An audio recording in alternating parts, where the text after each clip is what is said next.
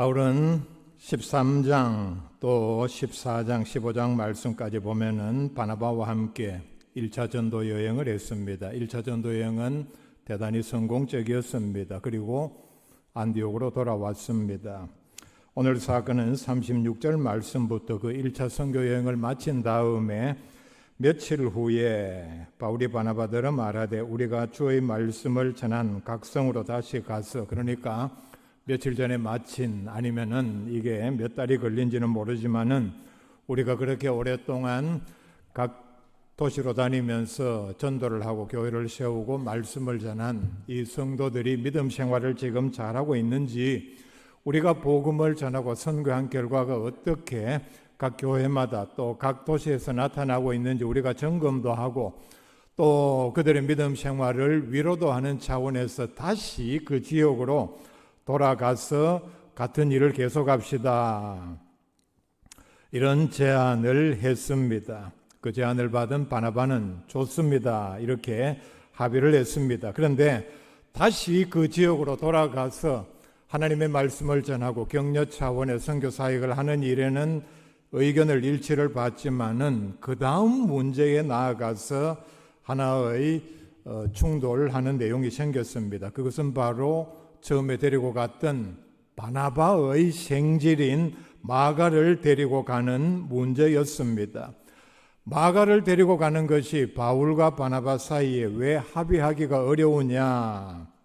앞에 나오는 설명을 보면은 마가는 바나바와 바울이 1차 전도 여행을 할 때에 같이 출발을 했지만은 13장 13절 말씀에 보면은 밤빌리아에서 혼자 자기 멋대로 아마 바울의 허락도 없이 예루살렘에 있는 자기 집으로 돌아가 버렸습니다. 아마 일방적으로 그냥 무책임하게 돌아간 것으로 보입니다. 38절 말씀에 보면은 떠나라고 했는데 이 말의 뜻은 바울 일행과 선교 사역 이런 모든 책무를 내팽개치고 그것이 어려우니까 그 사명을 계속 감당하는 것을 포기하고 일방적으로 도망한 것을 표현을 합니다. 매우 부적절하고 무책임한 행동으로 그렇게 바울은 인식을 하고 있었습니다. 자세한 설명을 하고 있지는 않지만은 마가가 왜 1차 전도 여행에서 중간에 밤빌리아에 이르렀을 때에 그냥 자기 집으로 돌아가 버렸는가? 우리는 성경에서 또 뒤에 나오는 모든 내용들을 살펴보면은 이렇게 추측할 수 있습니다. 상대적으로 마가는 아직 나이도 어리고 그러던 가운데 외삼촌 바나바가 권유해서 처음에는 굳은 결심으로 나도 이제 위대한 사도와 함께 세계 선교를 위해서 헌신하겠다, 젊은 꿈을 가지고 이렇게 야심 있는 아마 어떤 인간적인 의지가 앞섰던 것 같습니다. 안디옥 교회가 부흥이 일어나고 그리고 우리도 이제 선교를 하자, 이런 운동이 그런 성도들 마음에서 일어나고 선교사를 보내는 과정에서 좋은 뜻으로, 그러나 실제로 외지에 가서 선교 사역을 한다는 것이 얼마나 힘들고 어렵다, 내가 인내로 믿음으로 기도하는 가운데 감내해야 한다는 사실에 대해서는 조금 많이 생각을 하지 못하고 덜컥 따라 나선데 이런 문제의 원인이 있었던 것으로 보입니다. 그렇지만은 우리가 충분히 예상할 수 있죠.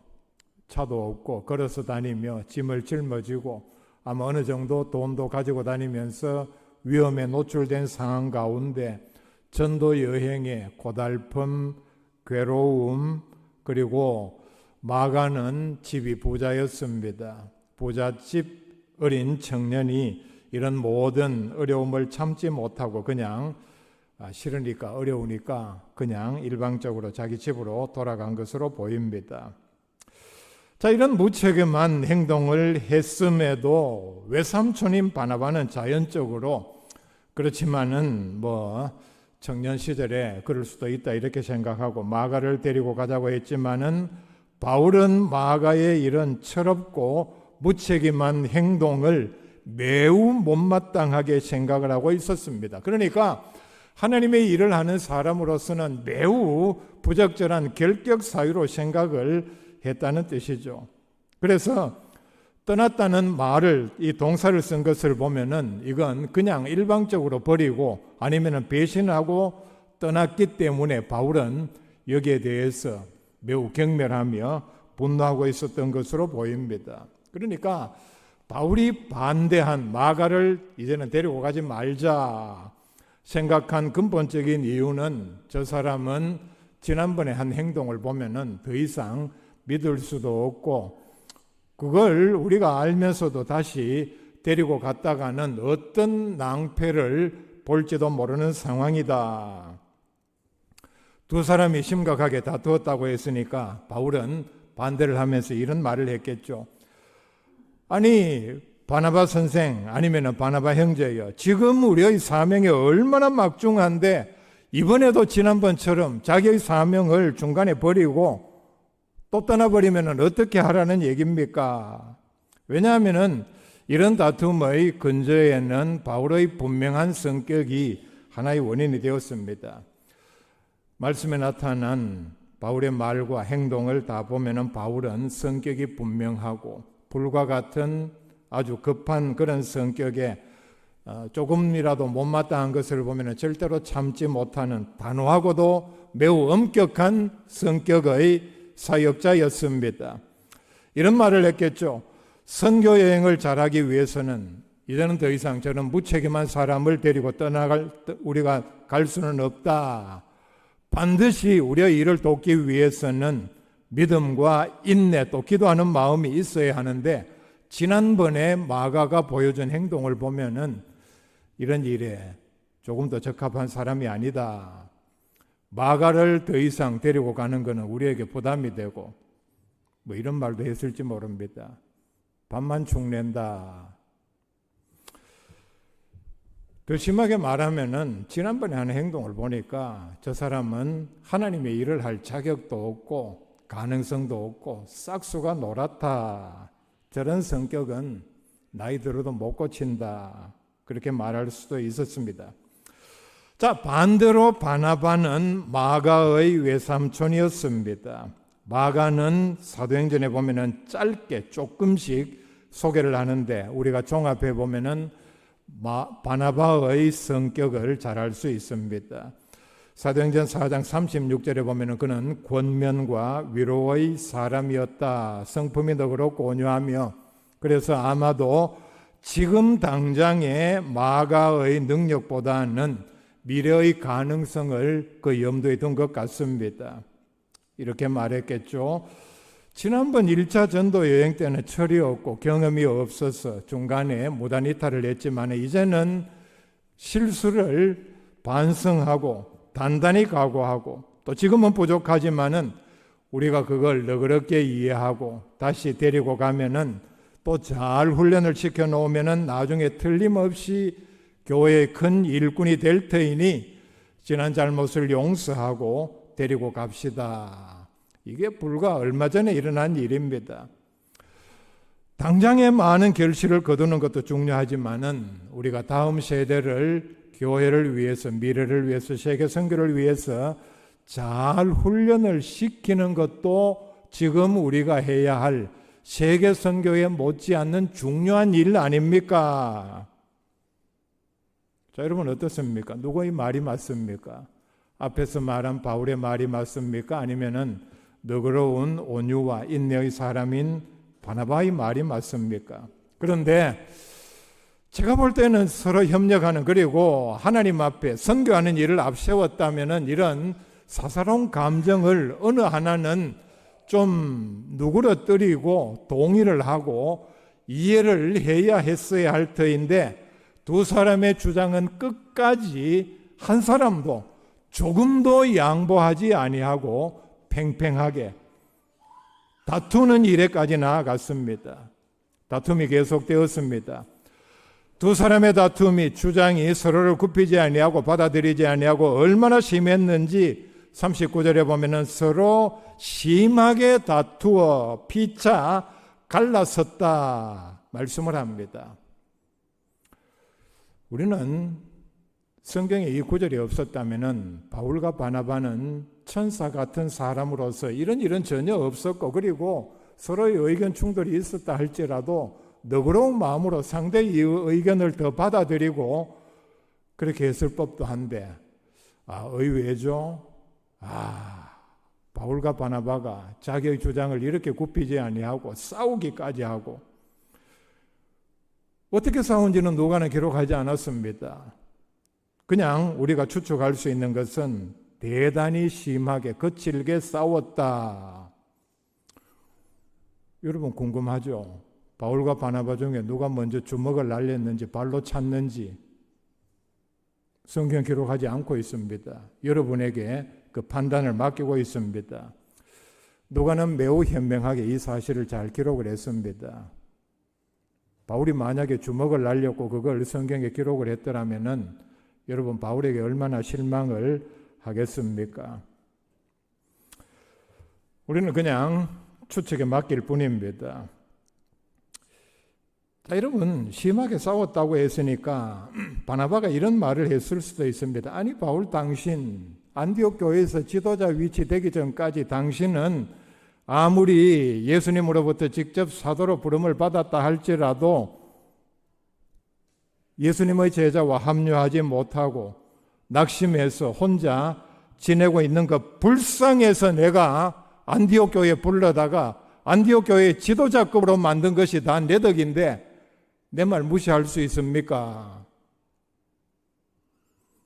제가 교회 안에서 여러 번 들은 말이 이 말입니다. 여러분 절대로 이 말 하지 마세요. 굴러온 돌이 박힌 돌 뺀다고. 예수 믿는 사람도 서로 간에 그런 얘기를 합디다. 여러분 절대로 그런 얘기 하지 마세요. 참 웃기죠. 제가 가르쳐주고 하지 말라 그러니까. 바울은 이렇게 말했을 수도 있습니다. 아니 내가 어떤 사람인데 나 사도야. 예수님으로부터 직접 사도로 부르심을 받았고 세 번째 하늘까지 올라가서 예수님으로부터 놀라운 계시를 받았고, 아니 바로 앞에 우리가 1차 전도 여행을 할 때 내가 한 일을 보지 못했느냐고. 나를 통해서 엄청난 능력이 일어났고 그리고 기적이 일어나는 일도 당신이 보지 못했느냐고. 고브로에서 마술사를 맹인으로 만든 일, 루스드라에서 못 걷는 사람을 걷게 만든 이적을 행하는 것을 당신 보지 않았느냐고. 그러고도 나한테 지금 내가 하는 말에 반대를 할 수 있냐. 그렇게 말했을 수도 있습니다. 분명한 것은 두 사람이 매우 심각하게 다투었기 때문에 그런 감정으로는 함께 동력을 할 수 없었습니다. 우리가 교회를 하는 중요한 원리로 삼아야 합니다. 그래서 마가를 데리고 가는 문제 때문에 두 사람은 서로 갈라질 수밖에 없었습니다. 바나바는 자기 주장대로 39절 말씀에 보면 마가를 데리고 배를 타고 구브로로 가고, 바울은 실라를 데리고 새로운 사람을 선택해서 바울의 2차 전도 여행이 이제 시작을 합니다. 16장에서부터 보면은 안디옥 교회의 중요한 일꾼이었던 바나바는 이제 성경에서는, 사도행전에서는 더 이상 나오지를 않습니다. 그럼 여기서부터는 이제 바울이 사도행전의 중심 인물로 기록을 하고 있습니다. 마가는 바나바와 함께 여기서 사라졌습니다. 자, 그렇다면은 바울이 저 사람은 절대로 안 된다, 데리고 갈 수 없다, 이렇게 판단한 마가는 어떻게 되었습니까? 적어도 횟수로 15년 뒤에 성경 몇 군데에서 마가라는 이름이 나옵니다. 베드로전서 5장 13절에, 베드로전서니까 베드로가 기록을 했습니다. 베드로는 마가를 가리켜서 내 아들 마가 이렇게 부르고 있습니다. 여기에는 많은 배경이 있습니다. 마가는 베드로의 통역으로 일을 하면서 베드로는 이렇게 좀 그 학력이 짧기 때문에 헬라 말로 기록하고 하는 일들이 조금 어려웠을 것입니다. 그래서 마가가 그런 일을 하면서 그때 들은, 즉 베드로로부터 들은 예수님에 관한 모든 말씀을 정리하여 완전한 종으로 우리에게 오신 예수님을 소개하는 마가복음을 기록을 했습니다. 마가는 예수님의 제자가 아닙니다. 베드로의 제자라는 말이 맞죠. 그러니까 마가복음은 더 엄밀하게 말하면은 베드로 복음이다. 베드로가 체험한 예수님의 말씀, 행적을 다 기록했기 때문입니다.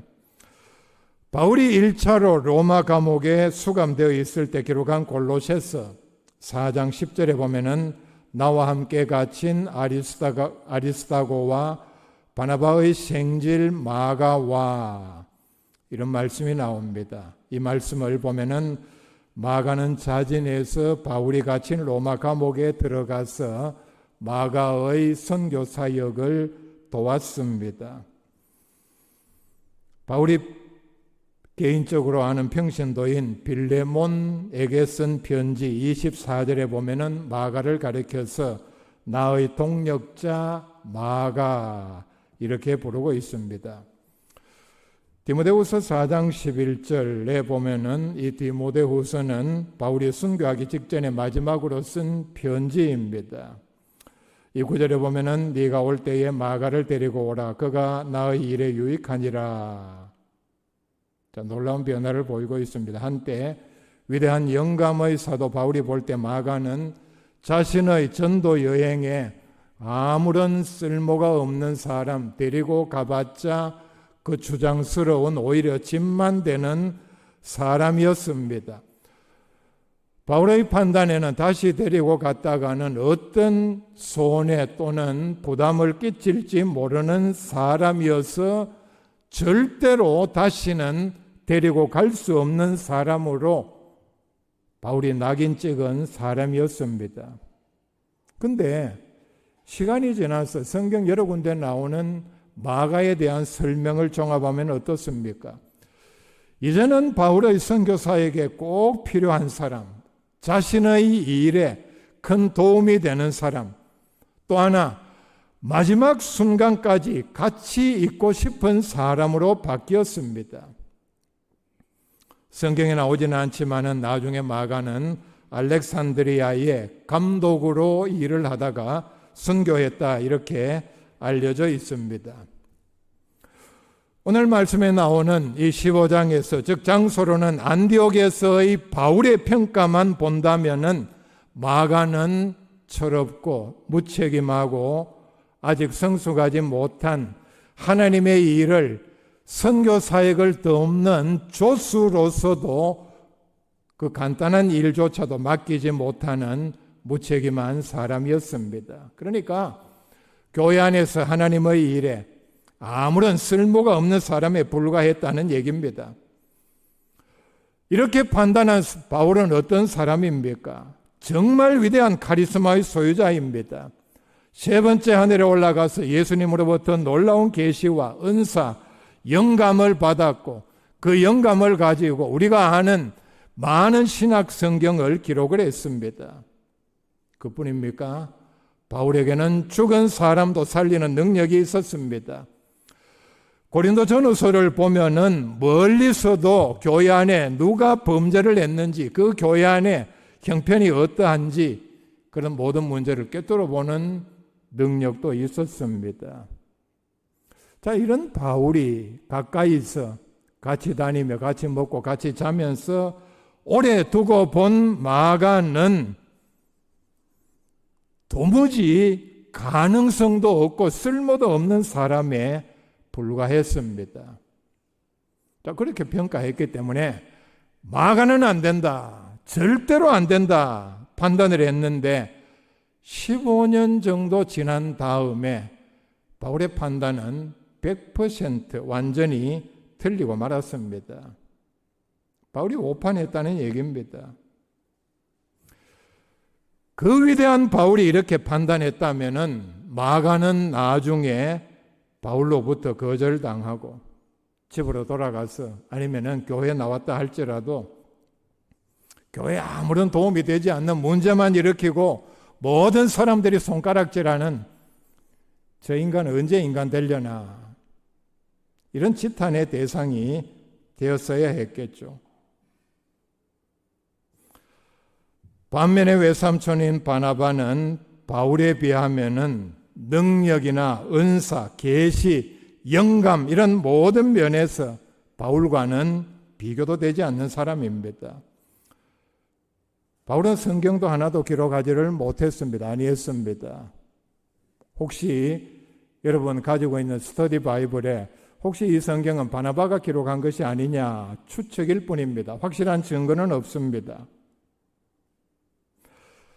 그러나 바나바는 사도행전 4장 36절 그리고 37절 말씀에 보면은 위로의 사람이요 자기 밭을 팔아 구제하는 따뜻한 마음을 가진 사람이었습니다. 11장 24절에 바나바는 착한 사람이요 성령과 믿음이 충만한 사람이다.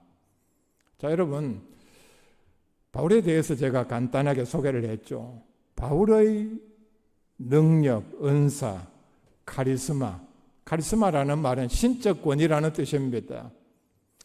그의 모든 은사 체험 이런 걸 비교하면은 참 바나바도 위대한 사람이지만은 두 사람은 같이 비교조차도 할 수 없는 레벨입니다.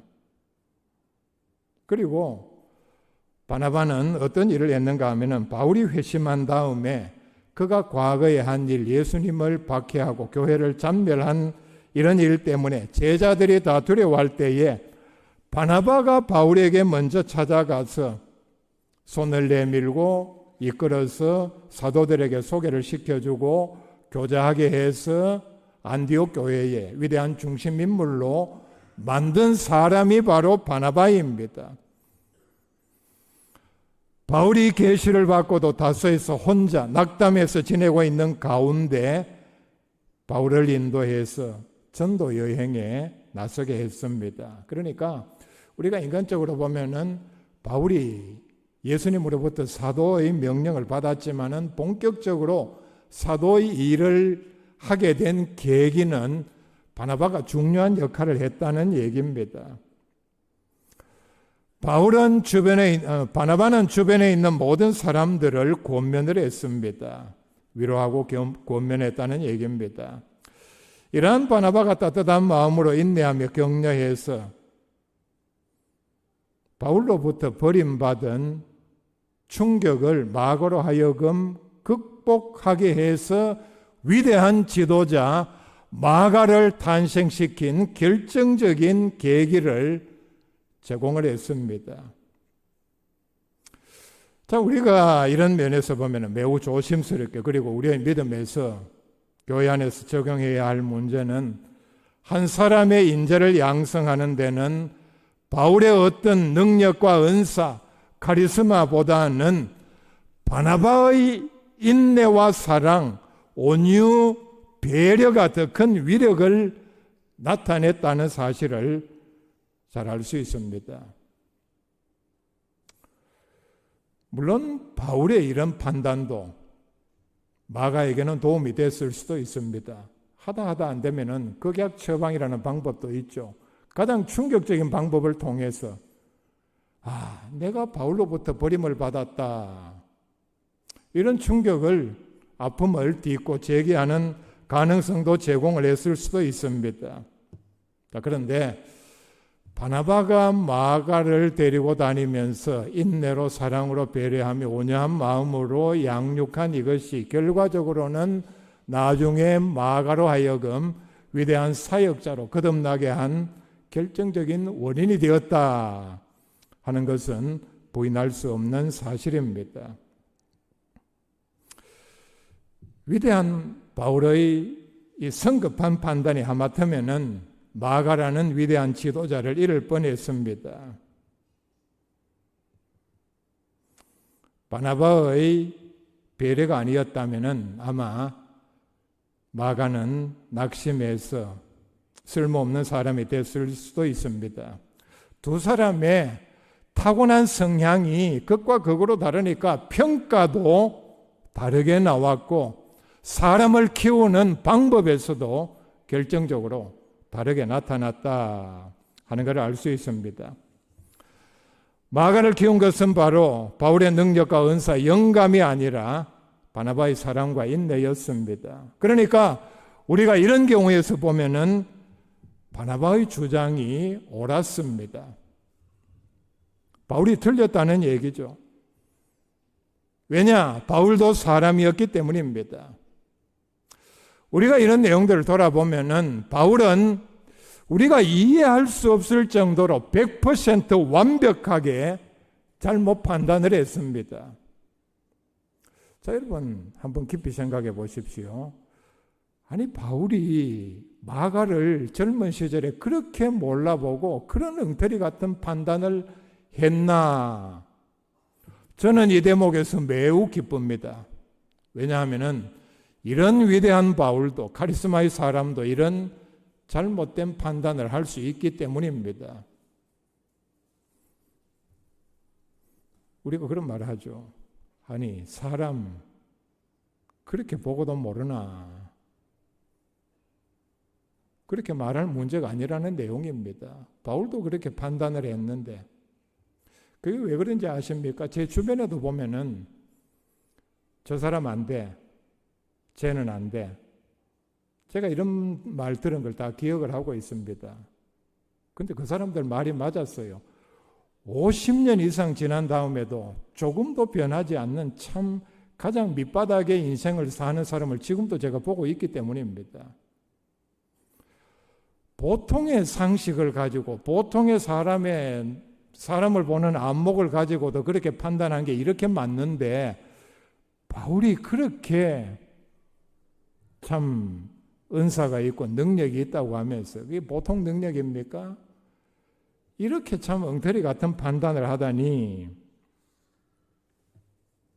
그 다음에 우리가 여기에서 바울의 과거를 안다면은 바울의 판단은 더더욱 이해가 되지를 않습니다. 왜냐하면은 바울은 예수님을 박해하는 중에 전적인 예수님의 은혜로 사도로 부르심을 받았기 때문입니다. 사도행전 9장 4절에 나오죠. 예수님께서 한창 박해를 하기 위해서 분주히 돌아다니고 있는 바울에게, 즉 사울에게 하신 말씀입니다. 사울아 사울아 네가 어찌하여 나를 박해하느냐. 자, 이 순간 예수님께서는 바울을 부르시고 그 이후에 얼마나 많은 은혜와 능력을 주셨습니까? 자기가 이런 가운데 사도로 부르심을 받고 엄청난 은혜와 능력을 받은 사람이라면은 그 철없는 마가의 실수, 성숙하지 못해서 저지른 잘못을 하나 용서해 주지 못하는가? 여러분 이 대목이 이해가 갑니까? 예수님을 박해하는 중에 사도로 부름받은 사람이 조그마한 실수로 그냥 집으로 돌아가 버린 이런 청년을 사도로 쓰자는 것도 아니고 선교사, 조수로 쓰자는 바나바의 제안도 그렇게 냉정하게 심하게 다투면서까지 거절하고, 그러니까 그것 하나 작은 것도 용납해 주지 못하느냐. 참 이해할 수 없는 부분입니다. 바울이 박해할 때에 예수님이 자기가 마가를 처리한 것처럼 대했다면은 아마 그 자리에서 벼락이 정답이겠죠. 근데 바울은 자신의 그 과거, 엄청난 잘못, 죄악 가운데서도 사도로 부름받은 극과 극의 대조 아닙니까? 그런 사실을 까맣게 잊어버리고,